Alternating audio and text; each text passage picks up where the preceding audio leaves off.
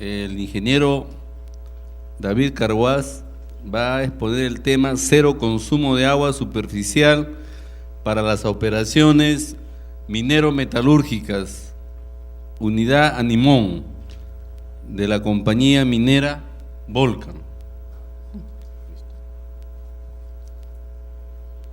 El ingeniero David Carguás es ingeniero metalurgista, es magíster en minería y medio ambiente en la Universidad Nacional de Ingeniería. El ingeniero David Carguás es doctor en medio ambiente y desarrollo sostenible.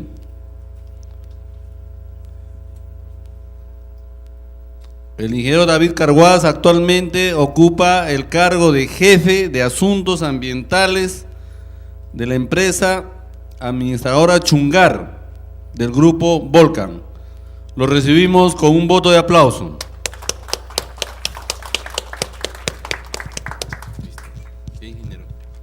Bien, señores de la Comisión Organizadora, ingeniero José Vidalón, mi distinguido maestro de la UNI, ingeniera María Teresa, colegas todos y presentes, muy buenas noches. Reciban el saludo cordial de mi gerencia general Juan José Herrera, mi gerente de operaciones José Manuel Blanco, que está en la unidad minera, y el mío David Carguás Silvestre. Bien, he acelerado un poco para leer otro tiempo de la ingeniera María Teresa. Me he venido a Silman Sport, justamente estaba en pleno viaje. Un poco para presentar lo que estamos haciendo en la unidad minera Animón, que es de la empresa Metrora Chungar, parte del grupo Volcan. Bien, justamente el título le he puesto cero consumo de agua superficial para las operaciones minero-metalúrgicas en la unidad minera Animón. La empresa Metrora Chungar tiene dos unidades operativas, una de ellas es Animón y la otra Islay. Estamos ubicados en Cerro de Pasco, en el distrito de Huayllay, en el centro del Perú. Somos una empresa polimetálica. El objetivo de la noche especialmente es para presentar no utilizar agua fresca de las lagunas para las operaciones minero-metalúrgicas, utilizar el agua reciclada al 100% para fines metalúrgicos, reusar el efluente al 100% para otros fines como energéticos. La mina Animón está rodeada de lagunas.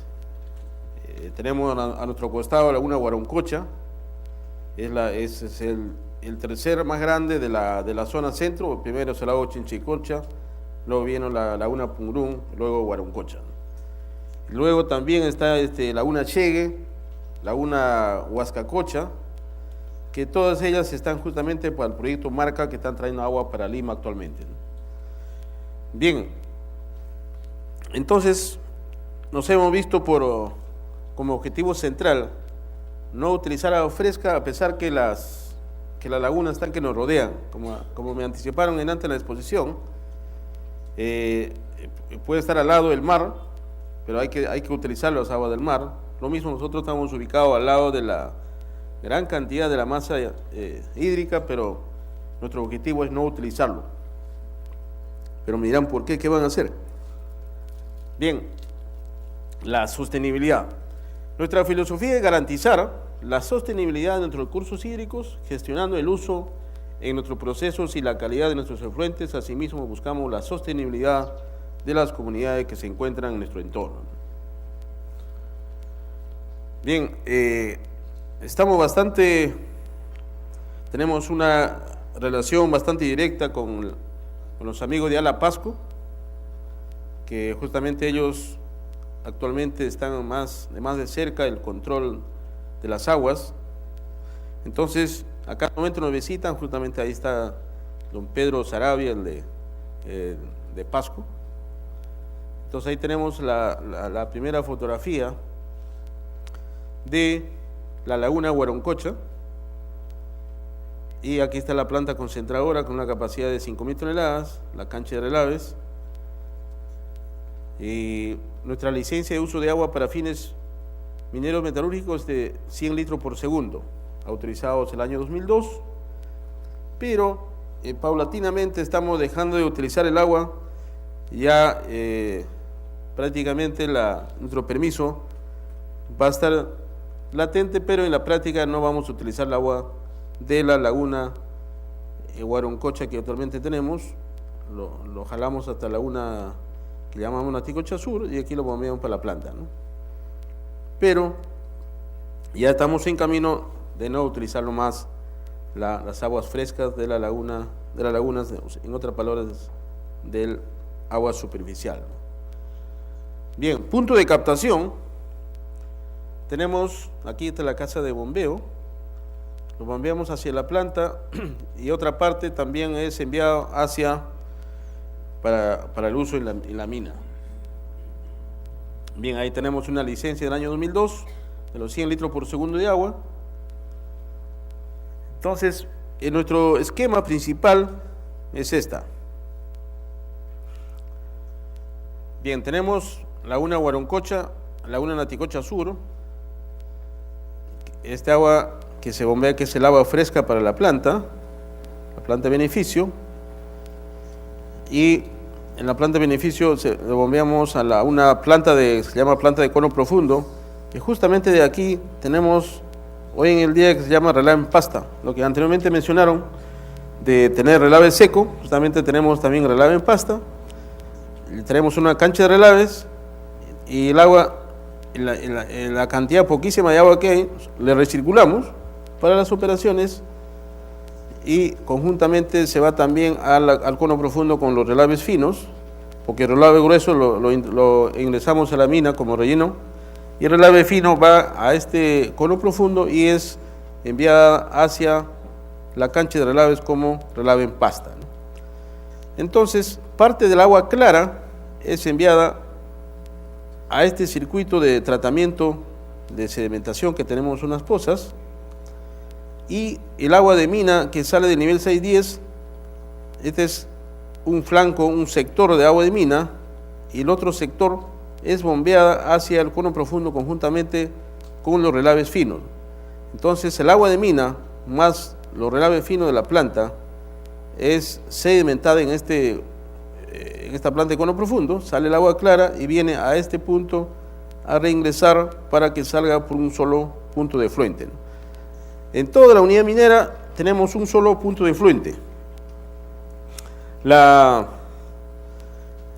diferencia de la otra unidad minera que tenemos, Islay, en Islay practicamos efluente cero, o sea, tampoco captamos agua de laguna y nuestro efluente hacia la laguna es cero, la otra unidad que tenemos, Islay, y aquí, en esta unidad, tenemos una gran cantidad de generación de agua de mina, ¿no? Tenemos 450 litros que sale en conclusión como efluente, que es proveniente de las aguas subterráneas. Por acá ingresó 100, pero se va gastando en la planta,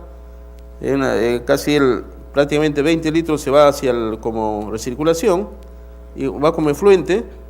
El aporte hacia el efluente son más o menos 430 del subterráneo y 20 acá de la planta, son 450 litros que emitimos al medio ambiente, ¿no? Entonces, tenemos buena cantidad de agua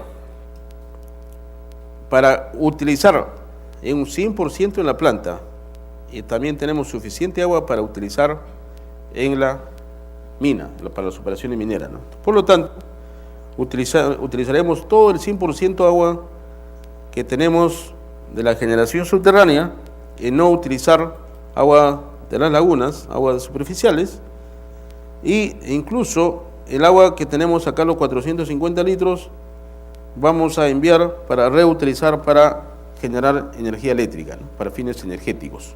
Por lo tanto, toda nuestra agua industrial de vertimiento vamos a reusar para fines energéticos. Bien, entonces el tratamiento que tenemos acá en las pozas es solamente por sedimentación, utilizamos floculantes, no utilizamos nada de cal porque tenemos una bendición de Dios, o sea, todo el terreno es casi calcáreo, marmatítico y tiene un pH de 7.5 a 8, entonces está buenísimo, no tenemos ningún problema y solamente nos preocupamos de los sólidos en suspensión y los metales plomo, zinc, pero están manejados las concentraciones, ¿no?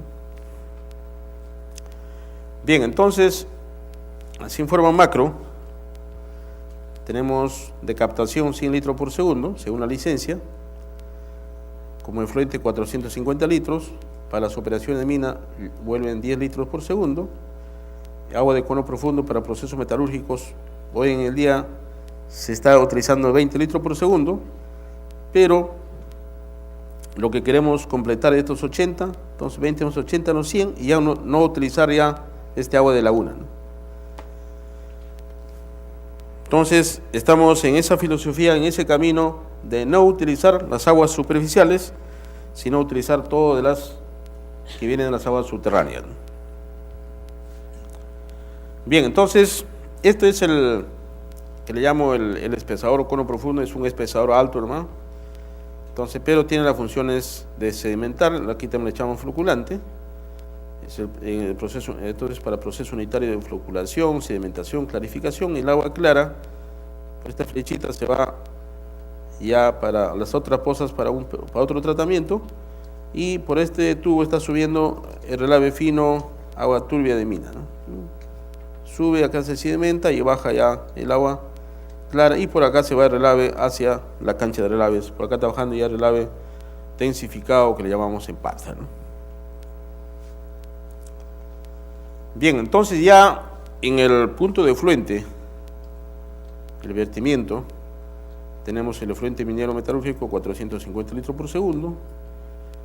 Aquí está nuestro punto de monitoreo, y además hemos sembrado por si acaso un totoral que más o menos tiene la función de los wetlands en la laguna Naticocha Norte, en el punto de vertimiento. Como el agua de mina sale ligeramente caliente por las aguas subterráneas, hay unos sectores que elevan a 5 grados de temperatura, y todos los totorales están bastante verdes y además sirven como protección para la flora, especialmente para la fauna de las aves del lugar, y además para los visitantes, aves que pasan estacionariamente, ¿no? Bien, entonces aquí mostramos ligeramente nuestra calidad del agua en el punto del efluente, el único efluente de agua de mina. Nuestro pH, estamos bien, o como te decía, 7.8.1, estamos dentro del rango que es 6 y 9, y todos los límites manejamos dentro de acuerdo al decreto supremo 010, hace 2 años y pico que estamos comparando con esta legislación, ¿no? Entonces ahí tenemos la laguna, justo el punto de efluente, donde todo el totoral está sumamente verde. Se han adaptado bastante rápido en este punto. Este totoral a veces crecen grandes, se caen, nuevamente se levantan, ¿no? O sea, son bastante valientes. Bueno, como son tubulares, o sea, entra oxígeno por medio de la tutora, lo oxigena y trata de, si alguna concentración va creciendo, va captando los metales, y garantizamos la calidad de la laguna, ¿no? En Naticocha Norte. Ahí tenemos la presencia de las aves de la laguna, se ha incrementado, vive al lado del tutoral y le sirve como cobertizo este tutoral. Como conclusiones, el cero consumo de agua superficial para las operaciones minero-metalúrgicas en la unidad Limón. El objetivo es no utilizar agua fresca de las lagunas, optimizando nuestras operaciones y procesos unitarios. No habrá necesidad de tomar agua de las lagunas porque actualmente nuestro efluente es alrededor de 450 litros por segundo, captamos 100, gastamos los procesos metalúrgicos como 80. Utilizar el agua reciclada al 100% para fines mineros metalúrgicos, de agua para operación de minas, se utiliza 10 litros por segundo, como han visto ustedes en la presentación, equivalente a 100% reciclada. Para procesos metalúrgicos se utiliza agua reciclada de un 20%. Reusar el efluente al 100% para otros fines como energéticos.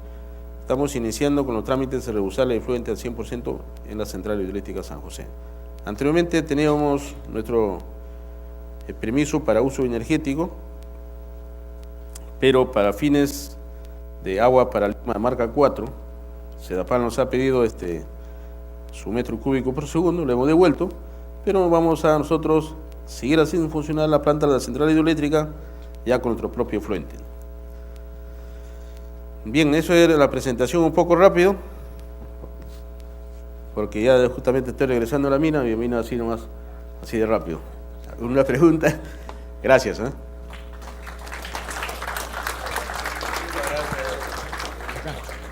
Muchas gracias, ingeniero, pero ahora tiene todavía una hora para contestar las preguntas.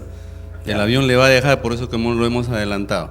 Ingeniero, pregunte, por favor. Ya, le agradezco por la presentación. Más fuerte, ingeniero, por favor, no se escucha. Le agradezco por la presentación que usted ha hecho y le quiero hacer la siguiente pregunta. Usted habla en su esquema que está haciendo que llegar a cero, o sea, actualmente la planta está consumiendo 20 litros por segundo, ¿no? Y llegar al otro 80%. Y también me gustaría que aclarara la parte energética, en qué cantidad de energía se está utilizando, y también la planta, la central hidroeléctrica que están pensando, de qué capacidad va a ser. Bien, ok. Nosotros ya podemos entregar fácilmente los 100 litros por segundo de agua a la planta, sino que la planta un poco tiene temor para bajar su recuperación. O sea, como tiene fluculantes el agua, dice, la recuperación del plomo, del zinc, la plata está en las espumas. Entonces, como hay fluculante, lo deprime y se va como relave, ¿no? Sí. ¿Qué porcentaje de sedimentación, qué densidad tiene ese cono profundo? La densidad que tenemos está a 1800 gramos por litro. Está bastante densificada, por eso la llamamos relave en pasta. Y justamente ya para que la planta no tenga mucha preocupación, estamos haciendo de poquito en poquito, estuvimos en 10%, 15, 20%, y por ahí se va a acostumbrar y ya estamos con su 100%. Bien, el otro, para la central hidroeléctrica existe como 50 años atrás. Nosotros teníamos nuestro propio permiso de vertimiento de 1 metro cúbico por segundo, sino que Sedapal nos ha pedido agua para Lima, agua por ustedes. ¿Una turbina Pelton? Sí. Entonces, le hemos cedido, pero en la planta tenemos y tenemos que hacer trabajar, ¿no?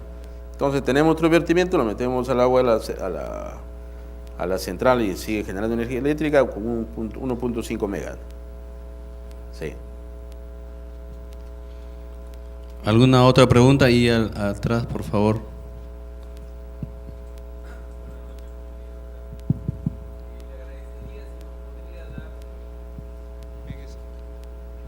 Buenas noches. Le agradecería si nos podría dar la relación costo-beneficio. ¿Cuál es el costo de la planta y el costo de tratamiento por metro cúbico de agua? De las aguas de mina. Muchas gracias. Bien, el costo de tratamiento realmente es bajísimo. Estuvimos calculando casi 25 centavos de dólar, ¿no?, por metro cúbico. O sea, en el cono profundo solamente se sedimenta y nosotros tenemos las pozas de sedimentación abajo. También es por floculación. Es sumamente bajo. Solamente lo que nos eleva un poco es el transporte de lodos hacia la cancha de relave.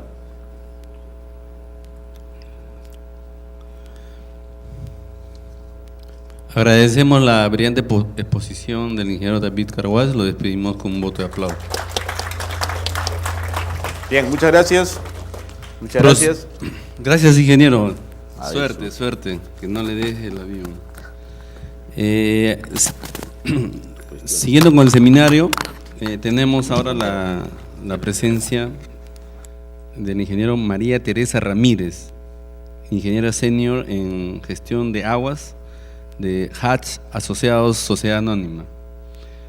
Ella va a tocar el tema uso del agua en procesos minero-metalúrgicos y cumplimiento de normas ambientales. La ingeniera María Teresa es ingeniero consultor, es especialista en aguas, licenciada en Ciencias de Ingeniería en la Universidad Santiago de Chile, También es ingeniera civil química de la Universidad de Santiago de Chile. Postítulo de Ingeniería Ambiental en la Universidad de Santiago de Chile. También tiene diplomado en Responsabilidad Social, Empresarial. Resumen de su experiencia. María Teresa cuenta con 22 años de experiencia en el diseño y operación de plantas de tratamiento de agua para procesos industriales y producción de agua potable a partir de agua de mar, de pozo y superficial, tratamiento de efluentes industriales y aguas servidas. Su experiencia incluye la integración de diferentes tecnologías en los diseños para obtener sistemas de tratamiento que cumplan con los requisitos de calidad y cantidad de agua de proceso industrial y residual dentro del marco regulador. Últimamente ha trabajado en proyectos de suministro de agua de mar y desalinización para la industria minera y a través de sistemas de tratamiento terciario para aguas servidas municipales. También ha trabajado en la gestión integrada de recursos hídricos, aplicando criterios de reutilización, reciclaje y reducción del uso de agua a través del proceso y tratamiento más eficiente. Cortamos su currículum. Lo recibimos con un voto de aplauso.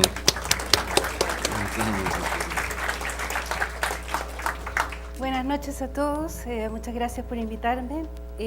Yo voy a tratar de, el tema es bien amplio, traté de resumirlo y enfocarme al tema de efluentes principalmente. Ahí. Voy a hacer una breve reseña de la empresa en donde trabajo. Vamos a hablar del uso del agua en los procesos mineros metalúrgicos de una forma general, estadística de Chile. Vamos a hacer una comparación de los estándares nacionales de calidad ambiental para aguas ECAS y los límites máximos permisibles. Vamos a posteriormente hablar sobre los sistemas del manejo de recursos de agua. Posteriormente, tratamiento de aguas, ejemplos de tratamiento en forma muy general y comentarios finales. Una breve reseña corporativa de mi empresa. Es una propiedad de sus empleados. Ha realizado proyectos en más de 150 países en el mundo. Tiene hasta el momento 11.000 profesionales, ingenieros, más de 35 billones de dólares en proyectos actualmente de gestión. Realiza proyectos EPCM y EPC con equipos integrados, realiza ingeniería y la gestión de los proyectos hasta la construcción. También hace consultoría de procesos, de nuevas tecnologías y evaluación de negocios, y ha servido durante 80 años a los sectores de minería, energía y la infraestructura. Tiene operaciones globales con oficinas en todos los continentes. En los sectores, ahí, tenemos el sector de metales, el sector de energía, el sector de infraestructura, y yo pertenezco a la unidad de negocios de agua. Acompañamos a nuestros clientes durante el ciclo del proyecto, desde la concepción del proyecto hasta la puesta en marcha y la operación. Bueno, el uso del agua en los procesos mineros metalúrgicos. Esta es una estadística sacada del año 2011 de Cochilco y de las fuentes de agua fresca que recuperan las aguas perdidas en los procesos de beneficio. Se tiene que de 12,6 metros cúbicos por segundo, un 71% se consume en las concentradoras, un 14% aproximadamente en la hidrometalurgia y un 15% en otros servicios como el agua de mina, agua de servicio, agua potable. Las fuentes de agua frescas son aguas superficiales, subterráneas, aguas servidas con un tratamiento adecuado, normalmente terciario, las aguas lluvias y últimamente el agua de mar, ya sea directa o desalinizada. Cabe señalar que la calidad de agua fresca de alimentación tiene un impacto en los procesos mineros metalúrgicos y también posteriormente en el cumplimiento de las normativas para la disposición de efluentes.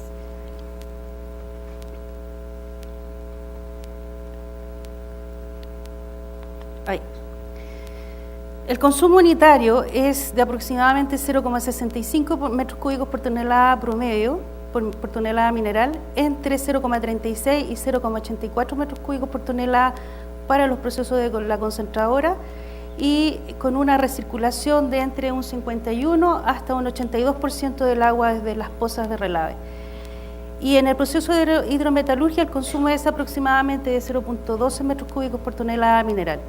El consumo unitario depende de la factibilidad de recircular el agua de la poza de los relaves, va a depender de la distancia en las cuales se disponen. La ley de mineral, mientras más baja la ley, más agua necesitamos para hacer la recuperación de los productos, y también de la hidrología.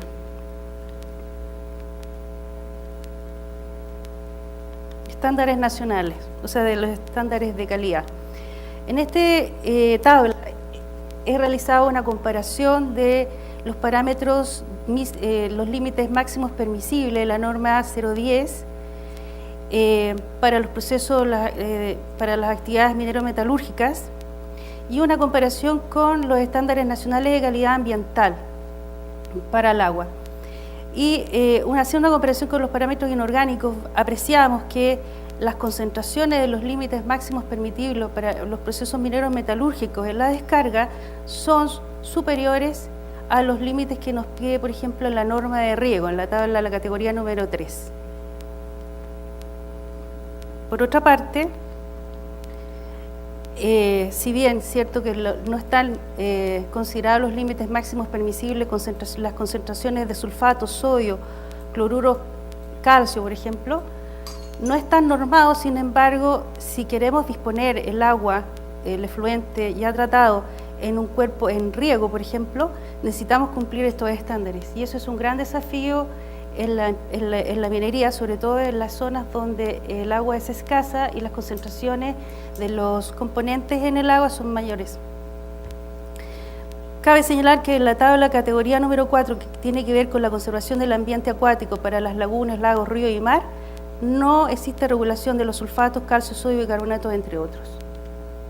Solamente para los metales y otros componentes orgánicos.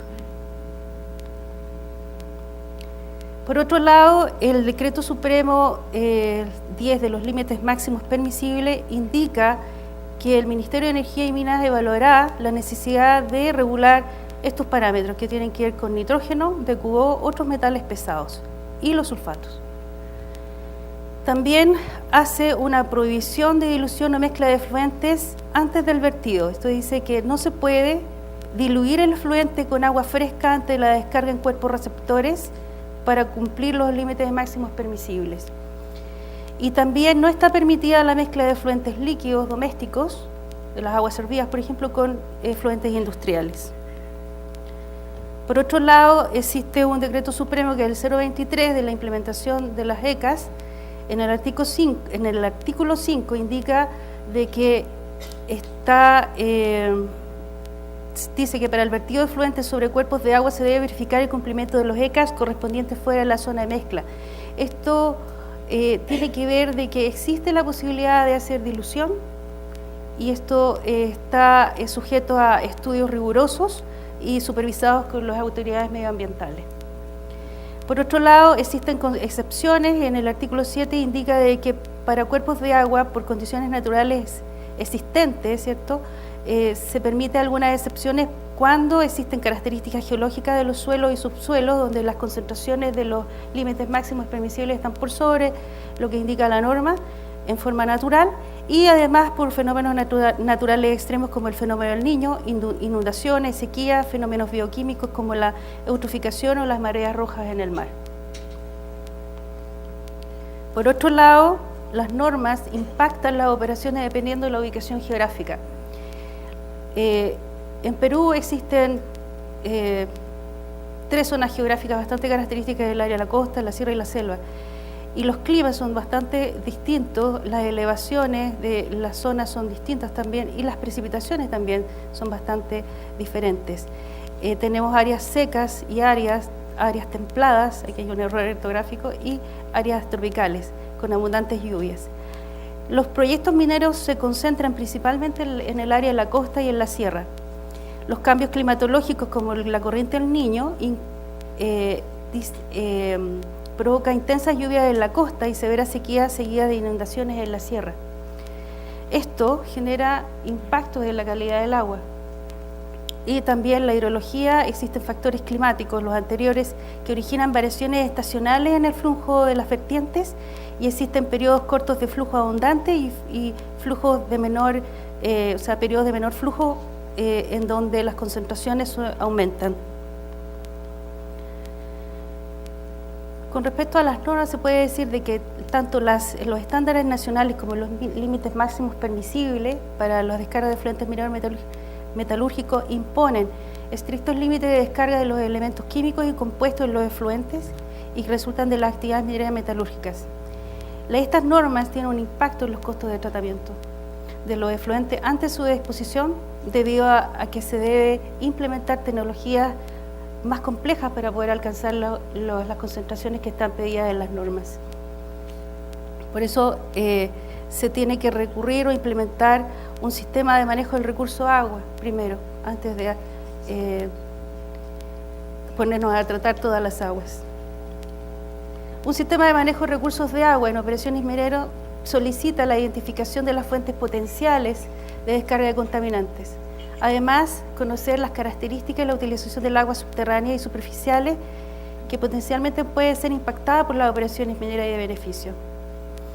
También define metodologías para poder reducir, reciclar, reusar, tratar los efluentes previos a su disposición. Y también recomienda tener un balance global del agua.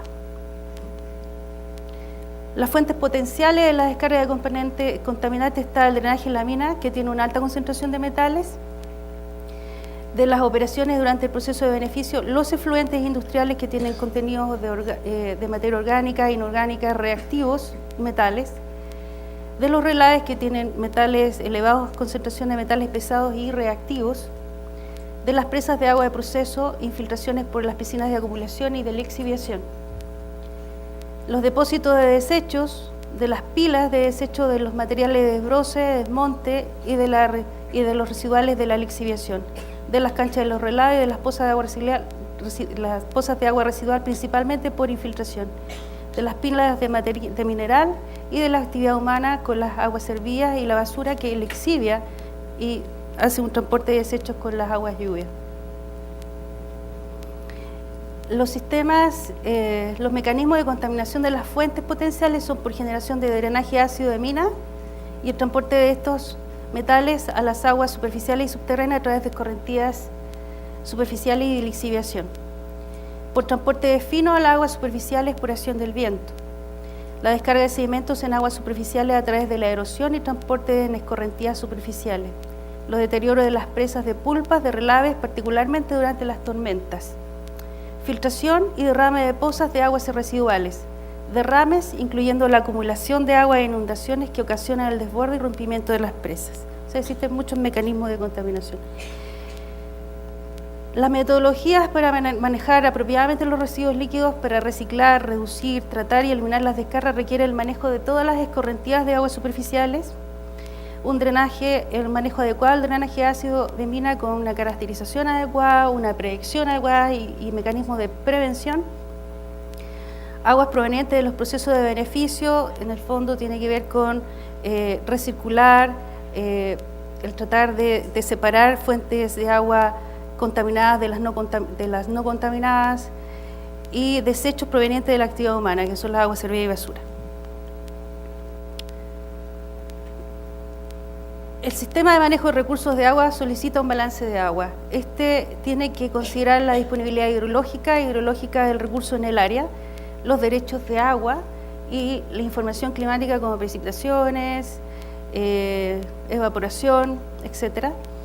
Los balances de agua deben considerar las entradas, las salidas, las recirculaciones, la retención y las pérdidas en los distintos sistemas, en las obras de captación de agua fresca, en todos los subprocesos y los servicios de infraestructura, en las pozas de relaves, en la precipitación, la evaporación, las escorrentías, aporte de barreras de impermeabilización y de napas, descarga de crecidas, agua retenida, agua recuperada en los tranques. o en las pozas de relave. Balance de agua a sus procesos, considerando cantidades mínimas, máximas, promedio y la frecuencia de estos, de todas las corrientes en cada subproceso. La calidad del agua en todas las corrientes para hacer un balance de componentes. Los contaminantes que se recogen por el agua en cada corriente y la concentración.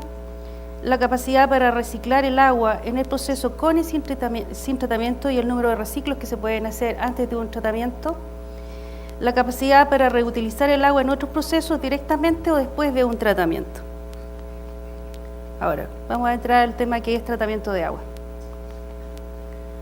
El tratamiento de agua se realiza para las aguas recicladas, para que su reutilización directa, del agua en el mismo proceso u otros procesos, y además porque esta agua reciclada puede tener efectos adversos a la infraestructura como corrosión, incrustaciones, etc. El tratamiento, y por otro lado se hace el tratamiento de agua a los efluentes, que provienen del agua de mina, por ejemplo, de los procesos de beneficio, y las filtraciones y escorrentidas de aguas superficiales provenientes de las presas de relave, material gastado de la exhibición y los depósitos de desechos, y todo esto podría generar drenaje ácido de mina. Dependiendo de los requerimientos de la calidad de agua, ya sea para disposición o ya sea para reuso, el tratamiento puede incluir neutralización, remoción de sólidos en suspensión y de sólidos disueltos que tienen normalmente altas concentraciones de sulfato, de metales, de reactivos y otros constituyentes orgánicos. De los tratamientos físicos que existen, o sea, los tratamientos de agua que existen tratamientos de separación física, que son sedimentación y clarificación para componentes, para desbaste de materia suspensión, la filtración, las membranas que ya empiezan a filtrar a nivel de partículas más pequeñas y de sales disueltas, los tratamientos químicos de neutralización para en este caso la neutralización del ácido sulfúrico, la precipitación de sales o de metales a través de la dosificación de la producción de yeso, de sulfuros metálicos, de hidróxidos metálicos y aniones, de precipitación de aniones con sales férricas. También existe el ablandamiento químico, que es la precipitación de carbonatos con ceniza de soda. Otros procesos están la oxidación, con aireación solamente o avanzada, usando peróxido y otros componentes de alto poder de oxidación, y las reacciones óxido-reducción. También está el grupo de los intercambios de las resinas de intercambio iónico. Además están los tratamientos biológicos por biodegradación. Nuevamente, volviendo a los límites máximos permisibles, en esta tabla se muestra algunos de los parámetros inorgánicos o metales pesados y algunos procesos los cuales se pueden ser utilizados para el abatimiento. Y se puede visualizar, ¿cierto?, de que la mayoría de los metales pesados pueden ser abatidos como sulfuros metálicos con la adición de sales sulfurosas, y también se pueden precipitar como hidróxido metálicos con la adición de cal. Esta otra tabla tiene que ver con los estándares nacionales de calidad ambiental. Y en este caso sucede lo mismo para estos metales que no están normados para los límites máximos permisibles, pero también pueden ser precipitados como sulfuros metálicos, como hidróxidos metálicos. Y en el caso, ¿cierto?, del sulfato, que es un gran desafío, normalmente existen varias tecnologías, como precipitación de sales de bario, que no se hace mucho a nivel industrial, la precipitación de sulfatos como yeso, la precipitación, o sea, en el fondo sulfatos de algún compuesto metálico, la precipitación de yeso con cal, la adición de cal. Existe la bioreducción de bacterias de sulfato reductoras y finalmente, ¿cierto?, el intercambio iónico en las membranas cuando las concentraciones son mucho más bajas. Se utilizan como pulimento. En el caso de la eliminación de sulfatos, existen alternativas para llevar los sulfatos a un rango típico de 1500 a 2000 miligramos por litro, que es el nivel de saturación en el agua después del proceso de precipitación. Están los tratamientos químicos y precipitación de yeso con cal, y un ejemplo de otra precipitación con el uso de cal e hidróxido de aluminio para formar la etringita. Otras alternativas para llevar los sulfatos entre 250 y 1000 miligramos están las tecnologías de membrana, el intercambio iónico, las tecnologías de bioreducción con bacterias sulfatorreductoras. Para la eliminación de metales existe la precipitación con hidróxidos, la neutralización con cal en los procesos de HDS que son de High Density Sludge, la remoción como sulfuro con la precipitación con sales sulfurosas, la remoción como metales, la cementación y la electroobtención, que no es un tema que vamos a abordar ahora. Ejemplos de tratamiento. El proceso de precipitación de metales como hidróxido de High Density Sludge considera un efluente que normalmente de un estanque de ecualización de tal forma de absorber variaciones de caudal y de calidad y de cantidad. Ingresan a un reactor de oxidación en donde se agrega lechada de cal con una mezcla de lodos recirculados y se hace una oxidación con aire para la oxidación del fierro más 2 a fierro más 3.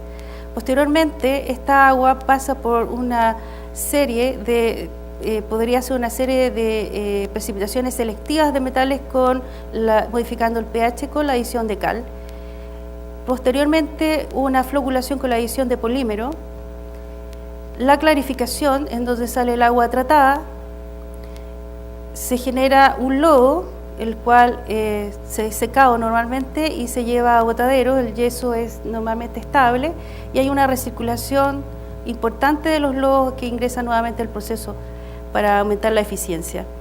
El agua producto en este caso normalmente es un agua que está saturada en sulfato, está en lo que decíamos anteriormente entre 1600 a 2000 ppm de sulfato. Otro ejemplo de precipitación, de tratamiento es la precipitación de metales con sulfuro. Y este es bastante simple, el agua con los contaminantes ingresa a un estanque de reacción, ¿cierto?, en donde se agrega sales sulfurosas que puede ser NaCl o ácido sulfídrico. Posteriormente el precipitado es clarificado, sale un agua que puede ir a reuso o hacia un HDS, un High Density Sludge, o a disposición si los niveles, las concentraciones lo permiten. Y el lodo es filtrado y se genera un precipitado de sulfuros metálicos que tienen un valor agregado normalmente. La utilización de ácido sulfídrico no agrega sales disueltas al proceso.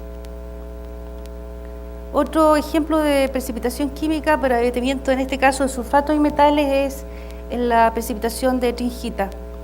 El agua con los contaminantes ingresa a una precipitación donde se agrega cal, un proceso de precipitación donde se agrega cal y se generan hidróxidos metálicos. Posteriormente, el agua saturada en sulfato de calcio ingresa a un reactor donde se le adiciona hidróxido de aluminio y se genera un precipitado que sería la etringita, que posteriormente pasa a otro sistema de descomposición de la misma etringita con ácido sulfúrico para la generación de yeso y la descomposición nuevamente genera hidróxido de aluminio y este proceso se hace mucho más eficiente.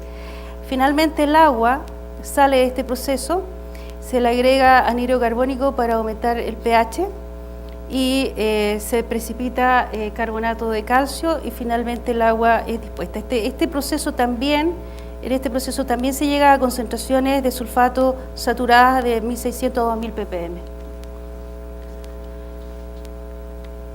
Otro ejemplo de drenaje ácido de mina, por ejemplo, tratamiento de drenaje ácido de mina, empieza a combinar varios procesos de operaciones unitarias.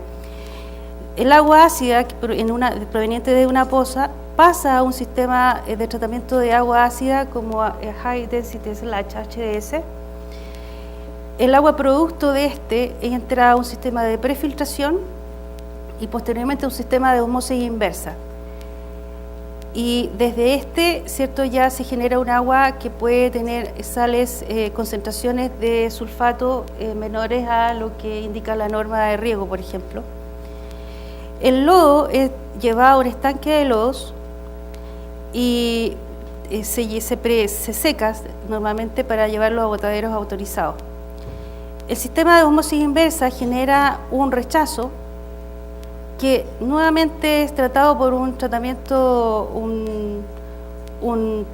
de loss, o sea, de high density sludge, por ejemplo. El agua resultante pasa por un sistema de pretratamiento nuevamente para alimentar un segundo sistema de osmosis inversa, y el agua producto se junta con el agua del primer paso, y el rechazo de es devuelto al sistema de tratamiento de esta salmuera. En se generan lodos que también se unen al sistema de tratamiento de lodos.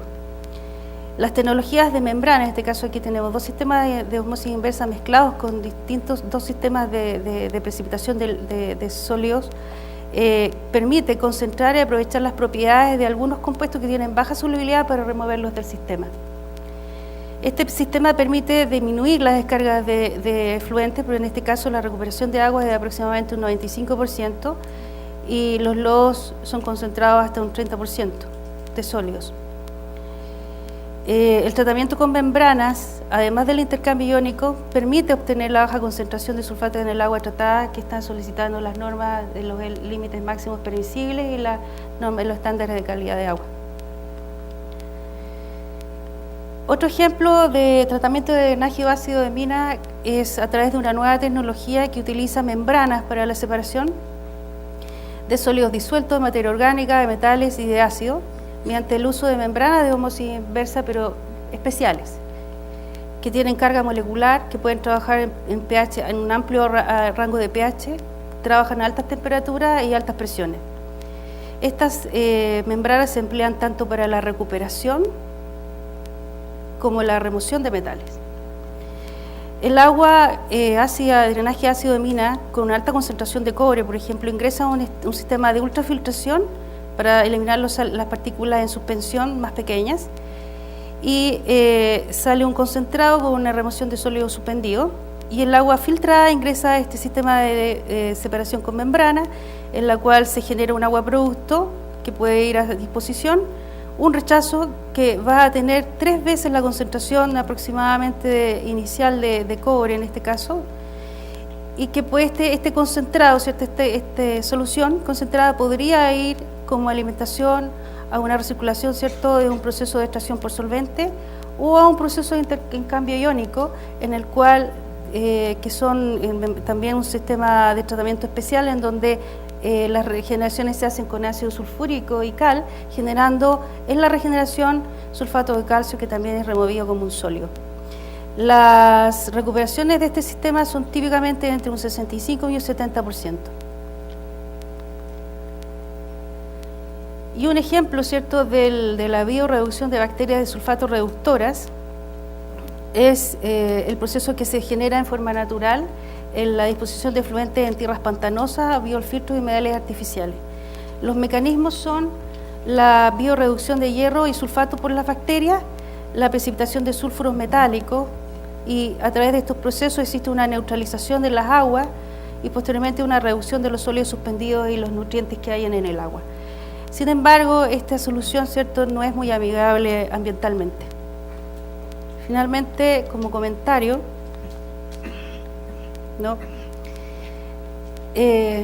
las restricciones de los límites máximos permisibles y las normas de estándares de calidad ambientales del agua implican necesariamente la implementación de tecnologías más complejas para dar cumplimiento a las exigencias medioambientales y van a tener un impacto en los costos del tratamiento.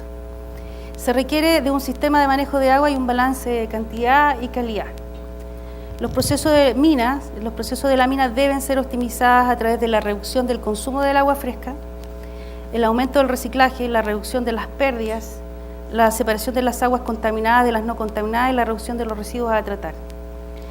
La mayor recirculación y el reuso del agua aumentan la concentración de los contaminantes en el agua en los procesos, pudiendo impactar en los procesos metalúrgicos. En zonas geográficas con abundancia de agua, el volumen a tratar va a ser significativo, impactando en el diseño, los costos de inversión y los costos de operación. Algunos tratamientos producen lodos que deben ser dispuestos adecuadamente y otros permiten la recuperación de sus productos con valor agregado, por ejemplo, todo lo que se tiene que ver con la precipitación de sulfuros metálicos con las sales sulfurosas. Las tecnologías a utilizar van a depender de la calidad del agua en la alimentación. El diseño es a la medida y la solución debe ser también robusta para todos los escenarios durante el ciclo de vida del proyecto. Esa es mi presentación de hoy día.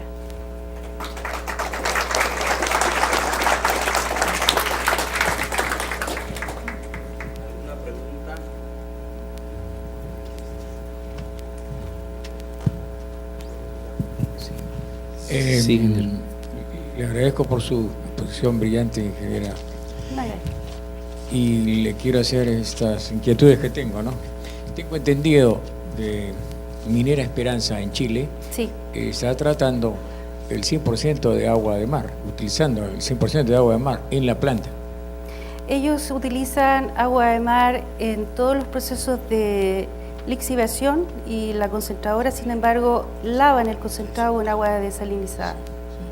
Y Sí. después también la ingeniera Isabel Gutiérrez del Centro de Investigación Tecnológica del Agua en el Desierto también está haciendo investigación sobre el uso del agua al 100% o el 50% con agua fresca y ha tenido resultados bastante óptimos, pues en la parte del desierto de Atacama, ¿no? Sí, la verdad es que el tema de la recuperación está relacionado con la metalurgia, o sea, con la geología del mineral, y la mayoría de los proyectos en Chile hacen los estudios y comparan agua desalada y desalinizada, y normalmente compiten técnicamente. Sin embargo, lo que echa abajo el proyecto es la menor recuperación de cobre, principalmente en el molibdeno, ¿cierto?, con el uso de agua de mar.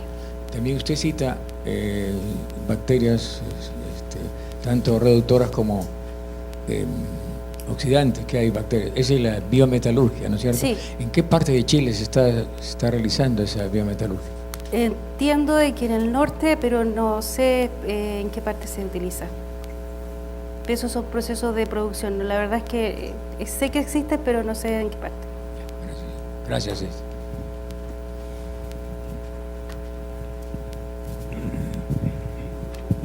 Buenas noches. Hola.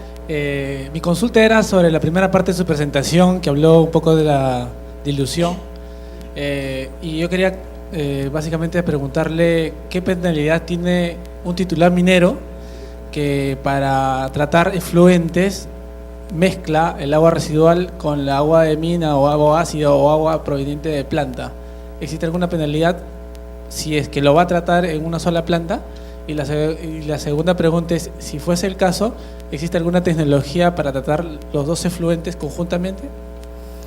A ver, es bien amplia la pregunta. El tema del vertido, ¿cierto? Yo, al colega que estuvo acá dando el tema de la charla de las normas, consulté, es un poco ambigua o no es muy clara, ¿cierto? No es clara o precisa la norma, porque lo deja sujeto a cada caso. El tema de la dilución. Es posible vertir un concentrado que está cumpliendo los límites máximos permisibles en un cuerpo de agua, pero va a depender de la capacidad de dilución de ese cuerpo. Y habla de una zona de mezcla, en el fondo donde está pidiendo que cumplas la norma en el punto donde tú estás vertiendo, pero hay una zona de mezcla que se tiene que definir junto con las autoridades ambientales y un montón de estudios, ¿cierto?, en donde se acuerda dónde vamos a medir, que es fuera de la zona de la mezcla, ¿cierto?, donde se va a cumplir el estándar de calidad ambiental. Entonces, primera parte. Ahora, lo que está diciendo acá, ¿cierto?, es la norma, dice que no se pueden diluir efluentes con agua fresca. Ahora, dentro del proceso tú puedes hacer distintas mezclas, pero económicamente y de forma de eficiencia de tratamiento se recomienda separar todos los efluentes, porque pueden haber efluentes pequeños, pero muy concentrados en un contaminante, con efluentes muy grandes que, por ejemplo, solamente tienen solo en suspensión. Si tú los mezclas, el problema se agranda. Entonces, la idea es que tú hagas un manejo integral del agua, hacia reconocimiento, disposición, balance de calidad, de cantidad, optimizaciones, reciclaje, etcétera, dónde puedo usarlo, optimizaciones generales en el proceso, identificar estos efluentes que conviene a veces tratarlos individualmente y identificar aquellos que necesitan distintos tratamientos. Entonces yo creo que sí tú puedes dentro del proceso mezclar efluentes, lo que no puedes hacer es la dilución con agua fresca para botarlo, y económicamente y eficiencia, o sea, en el tema de tratamiento a veces conviene hacerlos separados. Agradecemos la brillante exposición de la ingeniera María Teresa y lo despedimos con un voto de aplauso. Toca ahora la exposición del ingeniero José Vidalón Gálvez, gerente de proyecto de CCL S.A., con el tema uso de agua de mar en procesos metalúrgicos. El ingeniero José Vidalón es ingeniero metalurgista, ingeniero en mina de la UNI, tiene maestría en Faculty Polytechnic de Mons en Bélgica, es ingeniero con 30 años de experiencia en estudios metalúrgicos de laboratorio y planta piloto, asesoría en procesos metalúrgicos en flotación, lixiviación y diseño de plantas metalúrgicas y de tratamiento de efluentes mineros metalúrgicos. También cuenta con experiencia en estudios técnico-económicos de proyectos para la explotación minera y 18 años en estudios ambientales, incluyendo la elaboración de EIAs, inventarios y evaluación de pasivos ambientales, planes de cierre de minas, obras de remediación ambiental. Actualmente dirige 4 proyectos ambientales mineros en Argentina. Trabajó en el Banco Minero, en GEMET, Minero Perú, Ministerio de Energía y Minas. Actualmente trabaja en la consultora CECEL y es profesor de posgrado de Minería y Medio Ambiente de la UNI. Lo más importante, que es investigador y científico de la UNI. Lo recibimos con voto de aplauso.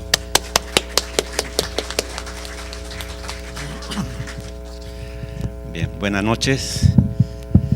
Espero que no estén cansados ya por ahora. Bien, quiero felicitar al capítulo de Ingeniería Metalúrgica por organizar este y otros eventos que contribuyen a elevar el nivel técnico de nuestros profesionales. Antes de entrar a la charla, quisiera invitarlos a participar en el próximo evento a realizarse a mediados de julio, que es el Congreso Internacional de Medio Ambiente, Seguridad y Responsabilidad Social en Minería y Metalurgia. No solo participar pasivamente, sino también presentando trabajos técnicos, y con esto elevaremos el nivel de este congreso. Bien. El tema que me han asignado es el uso del agua de mar en procesos metalúrgicos.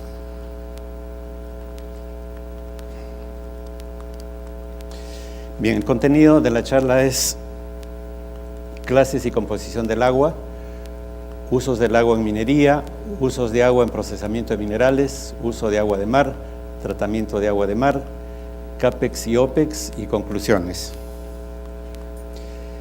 Bien, un pequeño repaso a las diferentes clases de agua. Tenemos el agua dulce, que contiene sales disueltas en el rango de miligramos por litro y sólidos en suspensión.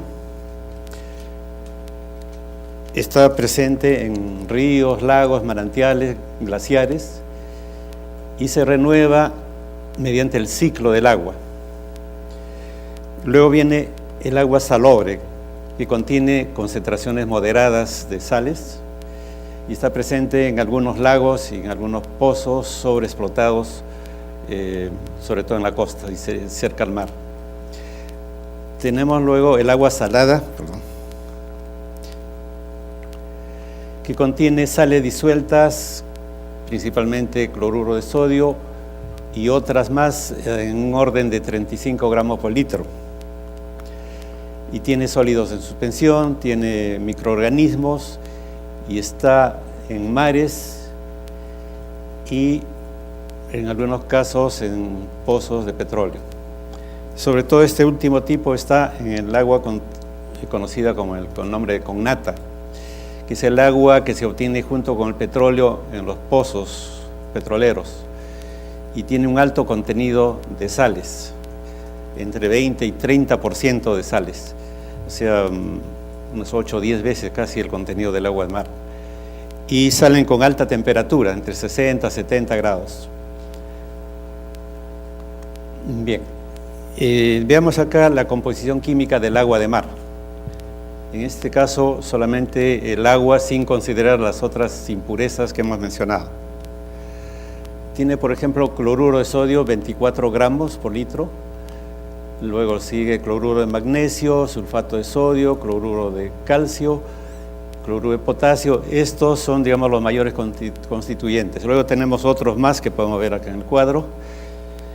Y tiene una salinidad aproximada de 34.5% y un pH que varía entre 7.9 y 8.3. Aquí cabe mencionar que el agua de mar, si bien es cierto, todos los mares y océanos están comunicados entre sí, la composición del agua de mar varía de un sitio a otro.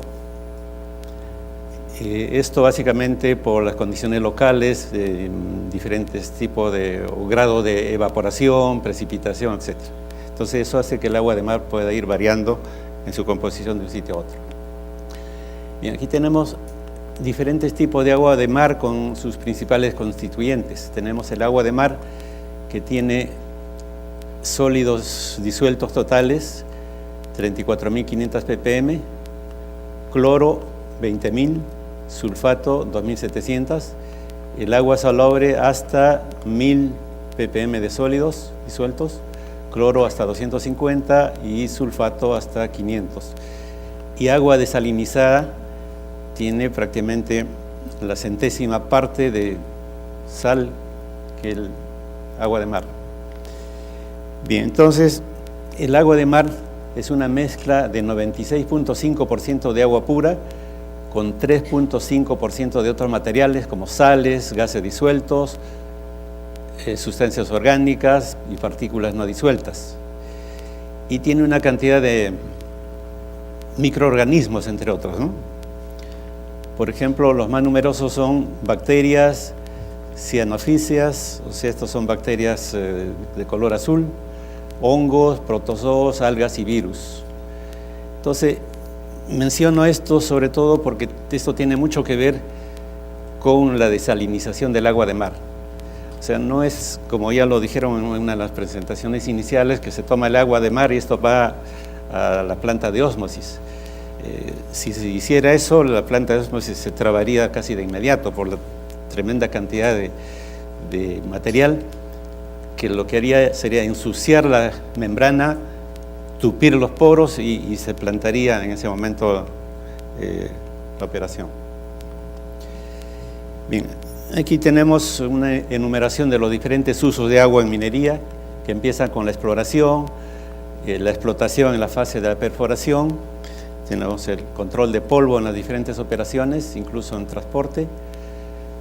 Las operaciones de de concentración de minerales tanto metálicos como no metálicos. Las operaciones de lixiviación de diferentes metales como cobre, oro, plata, uranio, etc. Operaciones de extracción por solvente y electrodeposición, en este caso sobre todo para el cobre, refinación electrolítica y para uso en campamentos. Bien, aquí vemos en este esquema cómo el proceso metalúrgico tiene materiales que entran al proceso y otros que salen. Entre los materiales entrantes, el principal es el mineral y el agua, digamos fresca y agua de recirculación. Y tenemos también reactivos. Y también eventualmente hay la precipitación. La precipitación influye más en los procesos, por ejemplo, de lixiviación en pilas. En las plantas concentradoras la influencia es muy pequeña.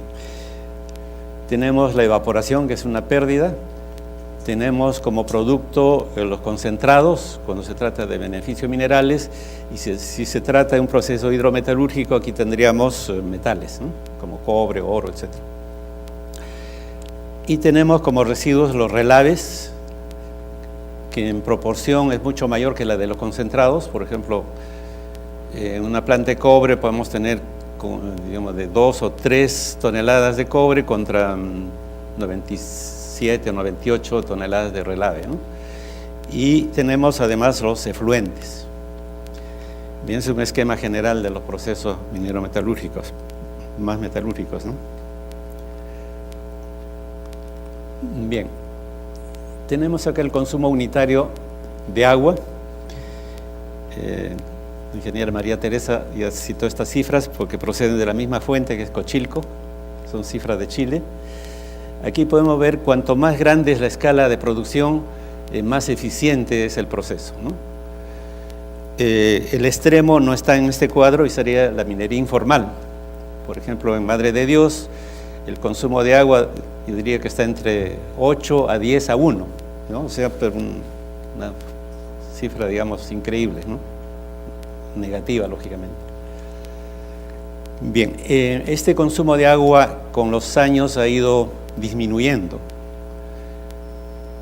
sobre todo con los métodos de recuperación de agua, los espesadores, que ya tienen muchos años.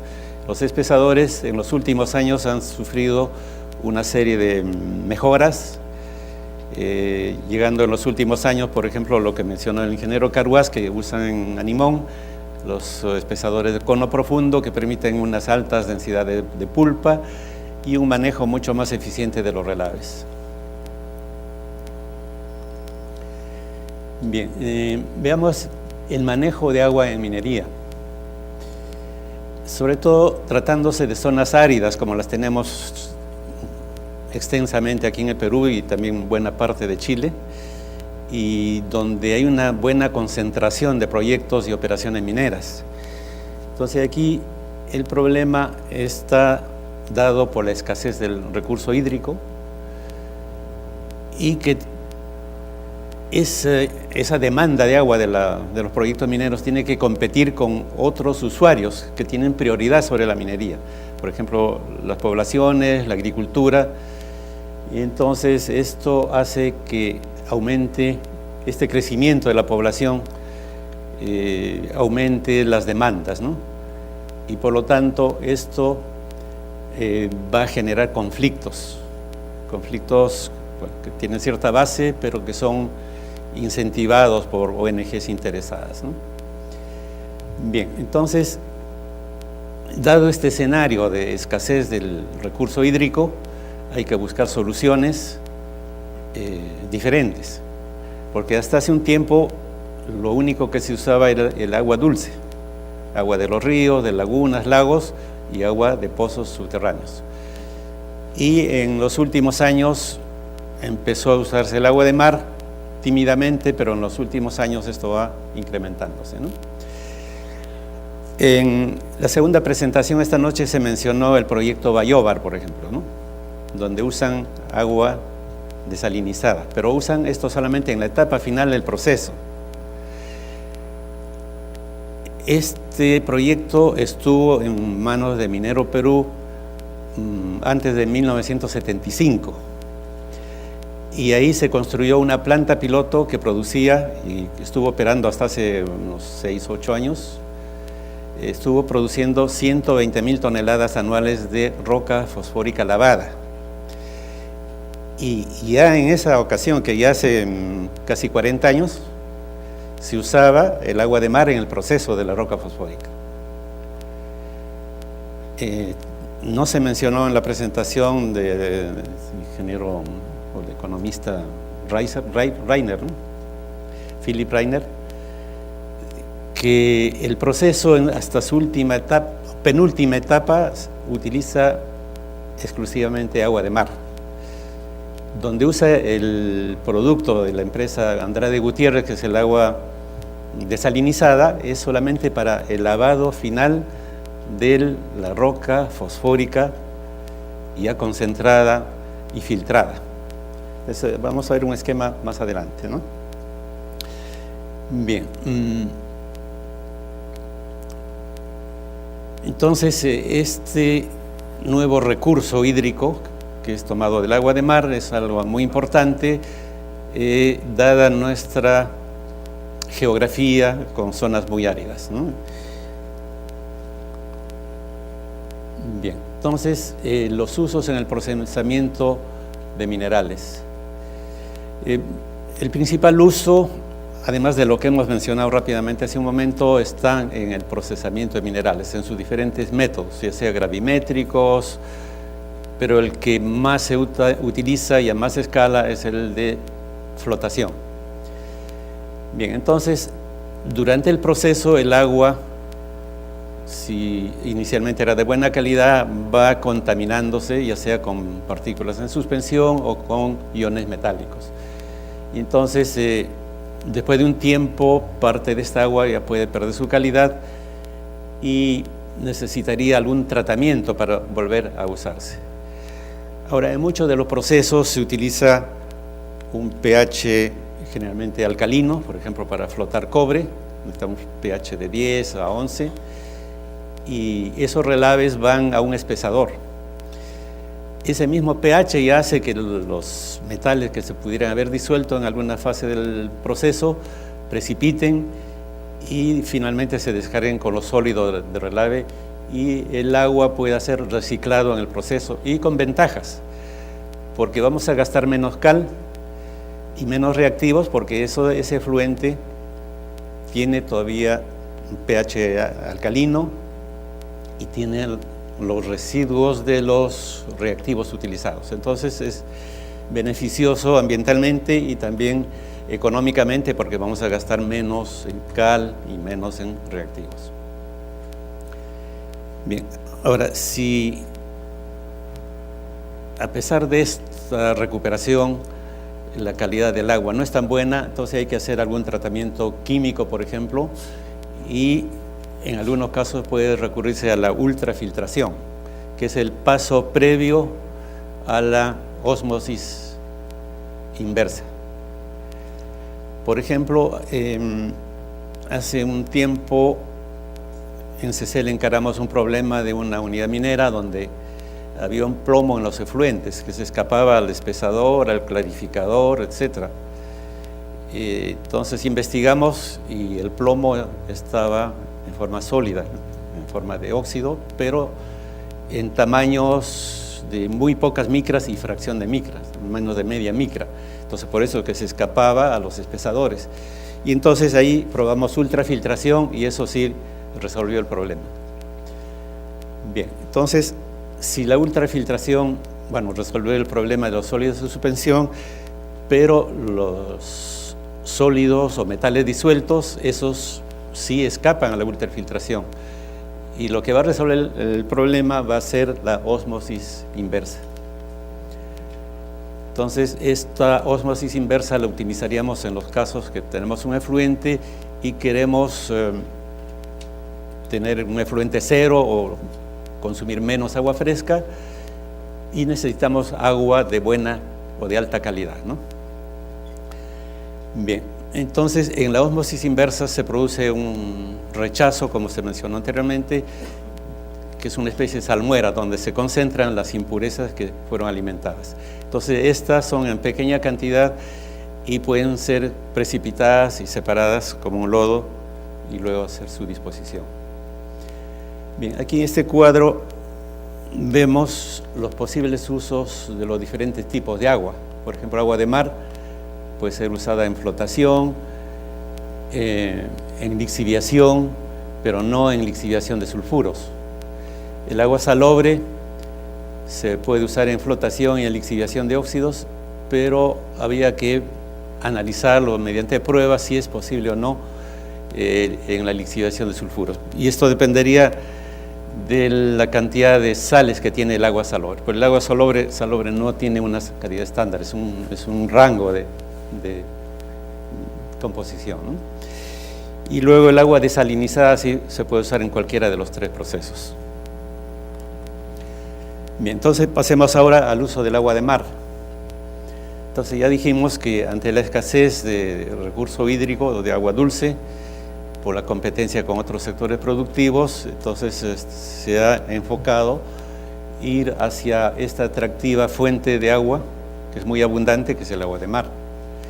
Y se espera que la tendencia al uso del agua de mar siga creciendo con los años que vienen. Pero el uso de agua de mar tiene algunas dificultades. Ya se mencionaron algunas de las presentaciones previas.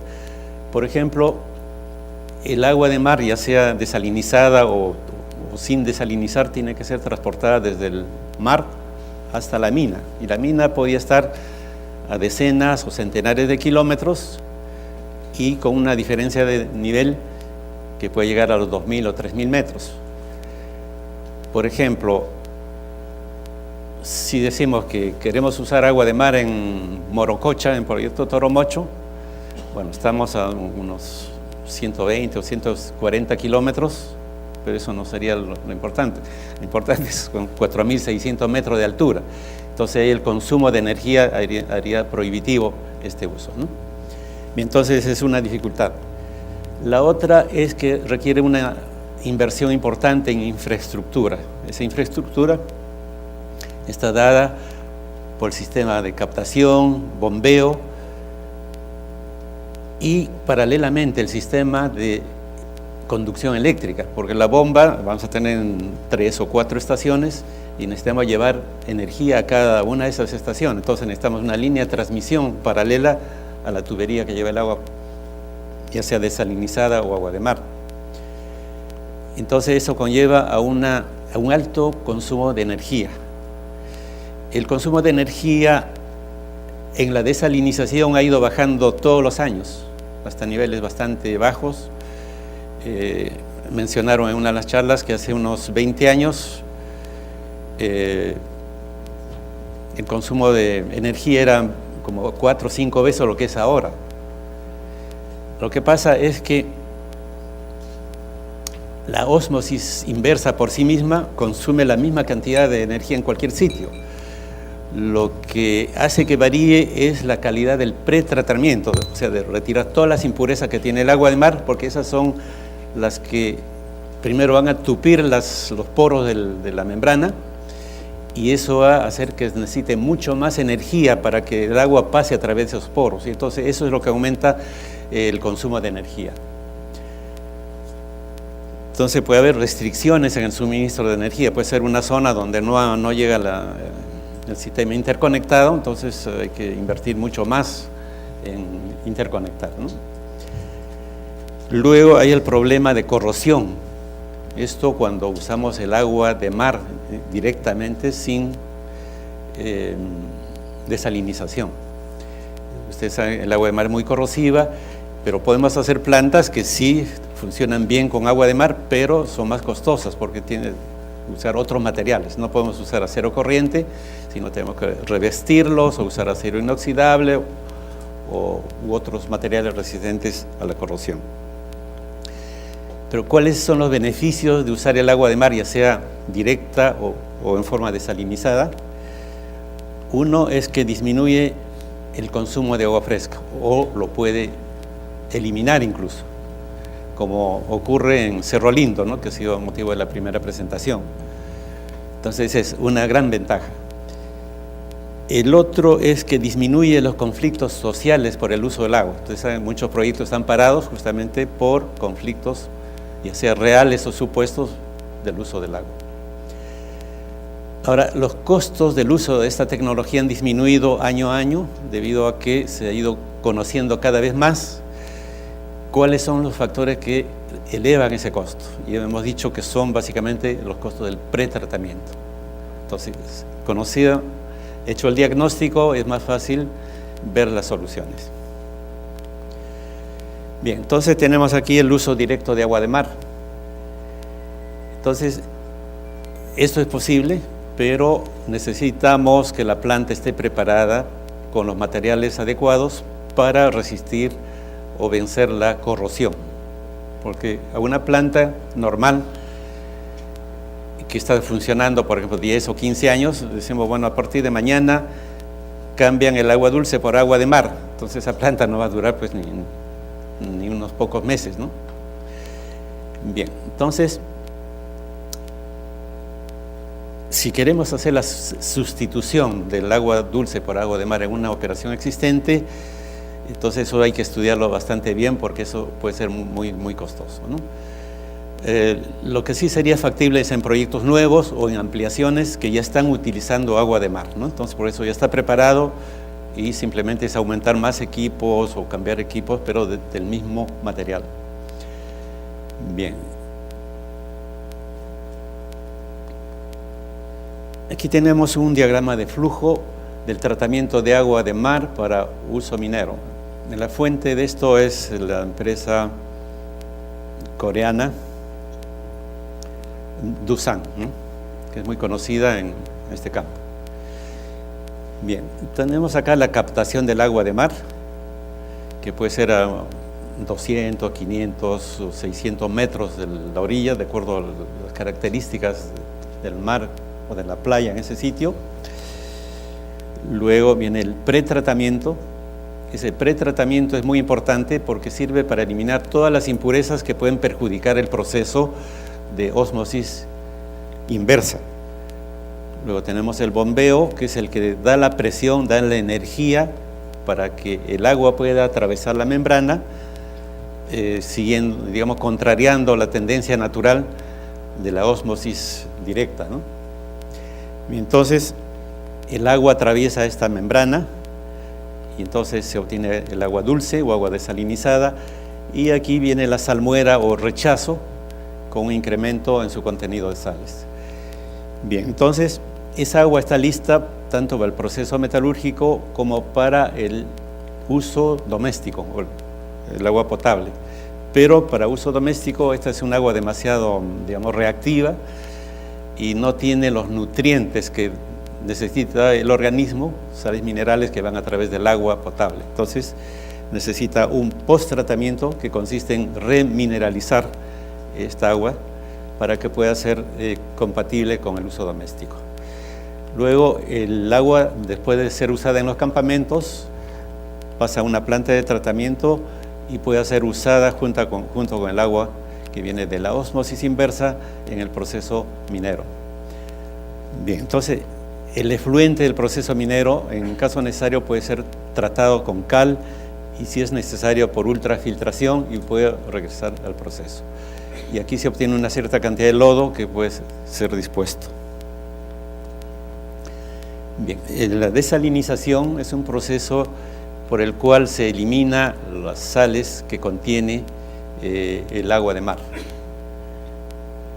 Bien, entonces para esto hay dos grupos de tecnologías. Una es la ósmosis inversa y la otra es la evaporación térmica. O sea, anteriormente se utilizaba casi exclusivamente este último proceso. Por ejemplo, tenemos la refinería de cobre de Hilo, que está funcionando desde los primeros años de la década de 1970.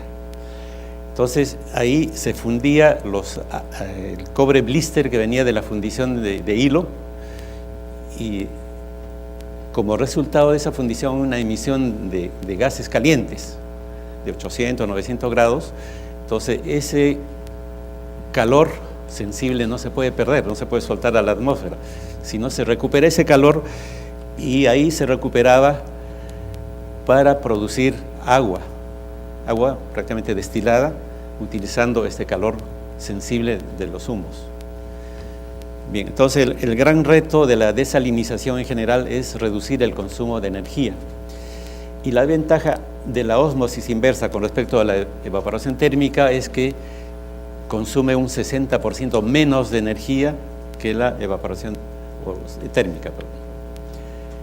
Bien, entonces esta evaporación térmica se hace cuando tenemos unos humos o gases residuales que tienen calor sensible que debemos recuperar, ¿no?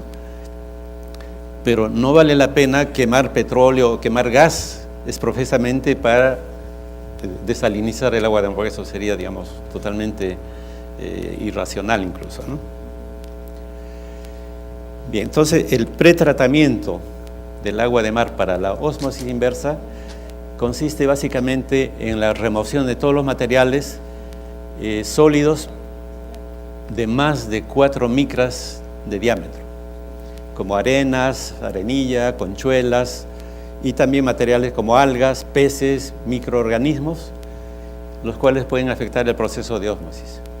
Entonces hay varias operaciones que pueden ser combinadas entre ellas. La planta no necesariamente tiene que tener todas estas operaciones, pueden tener 1, 2 o 3 de estas, empezando por el tamizado, una rejilla que impida, por ejemplo, que las algas o peces o crustáceos se metan por la tubería y puedan afectar todo el sistema. Tenemos el desarenado, flotación en aire disuelto, filtración en multimedia, filtración en cartucho, ultrafiltración, a la cual ya se refirieron en una presentación anterior. Entonces, la eficacia de este pretratamiento influye significativamente primero, en que no se tupa, no se taponeen los poros de la membrana. Y eso repercute en el consumo de energía. Porque, lo vamos a ver más tarde, de un momento. Bueno, aquí tenemos unas fotos de los filtros y acá tenemos un esquema de cómo es interiormente. Tenemos varias capas de diferentes materiales como arena, carbón, etc. Y aquí tenemos fotos de los filtros de cartucho. Bien, entonces esto vamos a mencionar solamente que la capacidad de las plantas actualmente llega a 250.000 o 300.000 metros cúbicos por día. Y este es un esquema muy elemental de cómo es el sistema. Tenemos el agua de mar que ingresa al tubo donde está la membrana. Con la presión, el agua atraviesa la membrana semipermeable y tenemos el agua desalinizada, y el material que es rechazado sale como salmuera o rechazo. Bien, este es un esquema de la ósmosis natural o directa, y este es el sistema de ósmosis inversa, en el que bajo una presión el agua pasa en sentido inverso a lo natural. Bien, entonces este esquema que vemos aquí nos muestra aquí la toma o captación de agua de mar y su conducción hasta la planta de desalinización y su bombeo a través de 2 o más estaciones de bombeo hasta la planta, que puede estar a decenas de kilómetros y a un desnivel que puede estar entre cientos de metros o en algunos casos 2.000 o algo más de metros, ¿no? Entonces aquí el tema fundamental es el alto costo de inversión en todo este sistema, porque a lo que está mostrado acá falta agregarle la línea de transmisión de energía eléctrica. Bien, entonces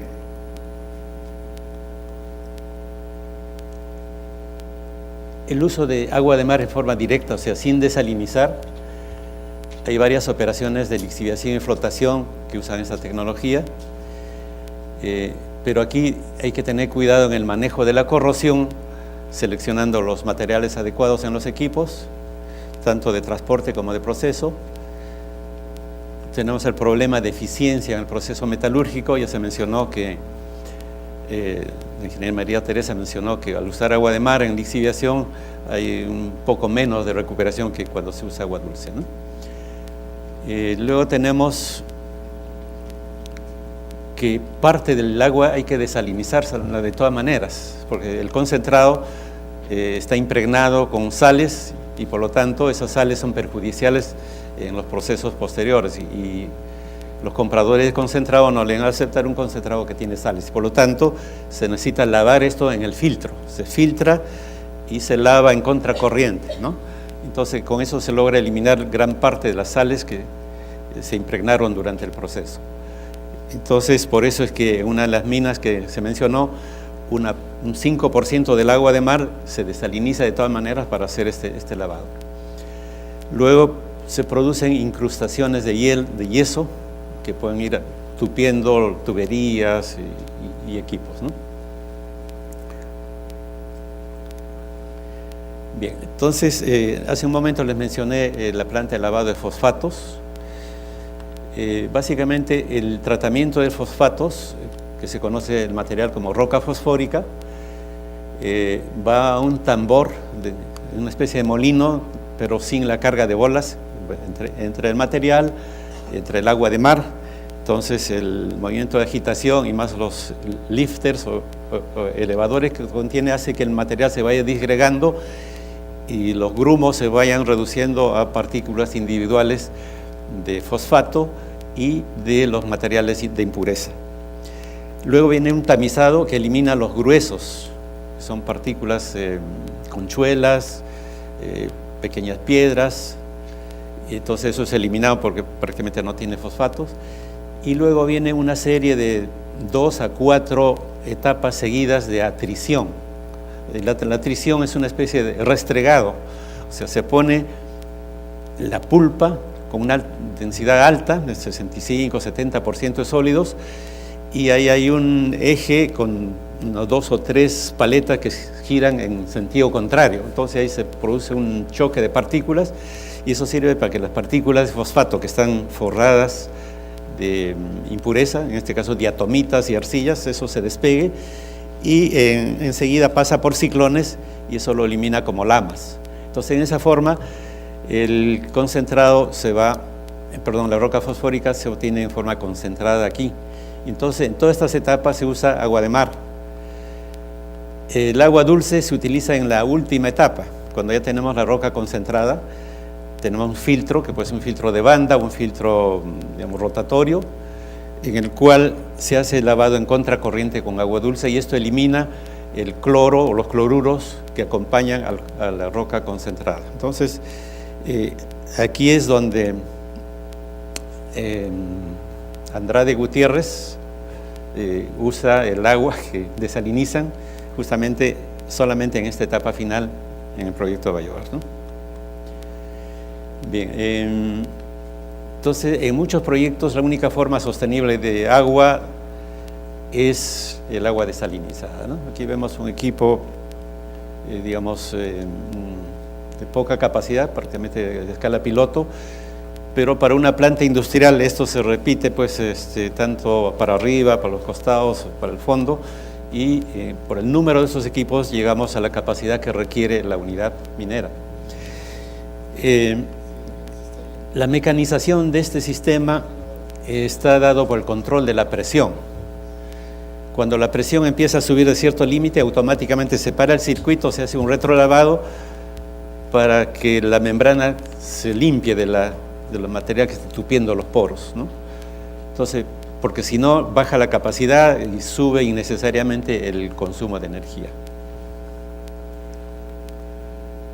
Bien, aquí tenemos una enumeración de proyectos o unidades que usan agua de mar, tanto en Australia, bueno, aquí decimos que usan en Australia, Perú, Chile, Sudáfrica, pero aquí mencionamos los de Sudamérica básicamente, ¿no?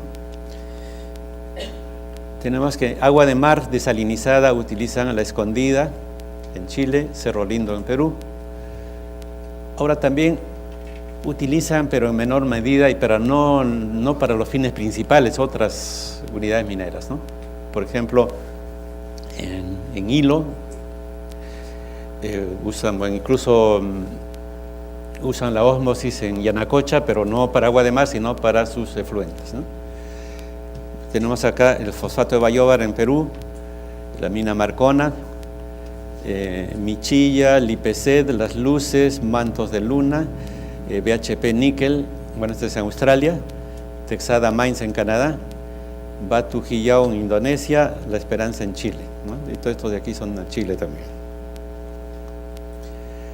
Bien, aquí este cuadro tomado también de Cochilco, tiene Antofagasta Minerals en la mina Esperanza, utiliza agua sin desalinizar en 62.200 metros cúbicos por día y agua desalinizada 2.400. Esto es justamente para lavar los concentrados de cobre. La mina Michilla, sin desalinizar, 6.500 metros cúbicos por día, esto es lixiviación. La Escondida, agua desalinizada, 45.360 metros cúbicos por día. Tocopilla de Lipecet, sin desalinizar, no tenemos la cifra. Las Cenizas, 7.600 metros cúbicos por día. Los Mantos de la Luna, sin desalinizar, 3.450 metros cúbicos por día. Bien, aquí hay una descripción adicional sobre La Esperanza, Michilla, Escondida. Vamos a pasarlos. Aquí analizamos cualitativamente la inversión y los costos de operación. Los rubros más significativos en el CAPEX o costo de inversión son la tubería, las estaciones de bombeo, dependiendo de la distancia y de la diferencia de los niveles que hay entre el mar y la operación minera. y también las subestaciones y toda la línea de transmisión para llevar la energía. En cuanto al costo de operación u OPEX, el costo de energía se lleva entre 59 y 80% del costo de la desalinización y más del 90% del costo del transporte, ¿no? Para lo cual necesitamos, bueno, las bombas y las subestaciones. Bien, como conclusiones podemos decir que la tecnología de ósmosis inversa para desalinización de agua de mar está llegando a su madurez en los últimos años. Los temas que requieren mayor desarrollo son prevenir el tupimiento o fouling de la membrana y reducir el consumo de energía que influyen en el costo del proceso. Las posibles soluciones están en los métodos de pretratamiento, que son muy importantes.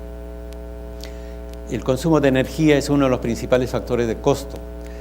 La ósmosis inversa consume entre 3.8 y 6 kWh por metro cúbico de agua. Si el agua de mar no tuviera las impurezas, salvo, digamos, las disueltas, la cifra sería la misma, pero esto varía de acuerdo a las impurezas que pasan, además o a pesar del pretratamiento, ¿no? Bien, entonces con un buen pretratamiento del agua de mar se consigue una mejor, más eficiente operación y con menor costo de energía. La desalinización del agua de mar mediante ósmosis inversa es una alternativa sostenible para satisfacer la demanda de agua de la creciente actividad minera. En algunas operaciones se utiliza agua de mar sin tratamiento, sin embargo el consumo de energía es aún alto, sobre todo si la mina está en altura y lejos del mar. Bueno, aquí habría que ver algún problema adicional, que es los efluentes que tendrían características de agua de mar, ¿no? El agua de mar continuará siendo considerada en las estrategias de manejo de agua en la industria minera y debido a las mejoras tecnológicas y reducción en costos, la desalinización se ha hecho cada vez más factible. Otra alternativa complementaria es el reciclaje del agua en el proceso. Entonces, eso es todo. Muchas gracias.